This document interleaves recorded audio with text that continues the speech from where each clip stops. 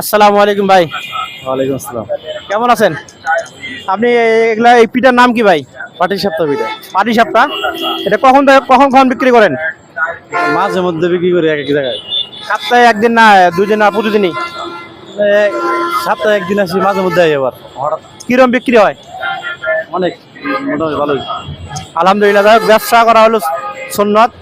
আল্লাহ রাসূল বলেছেন ব্যবসার মধ্যে বরকত। এই জন্য ব্যবসা করতেছেন, আলহামদুলিল্লাহ অনেক ভালো। ব্যবসা ছোট হোক বড় হোক, এটা অনেক বড় একটা ব্যবসা। আর চাকরি যারা করে, এটা চাকর। লাখ টাকা বেতন হলেও সে চাকরি করে। যাই হোক, আলহামদুলিল্লাহ। আপনি কি অংশগ্রহণ করবেন আমাদের অনুষ্ঠানে? যাই হোক, অংশগ্রহণ করেন আজকে ইনশাল্লাহ আমাদের সাথে।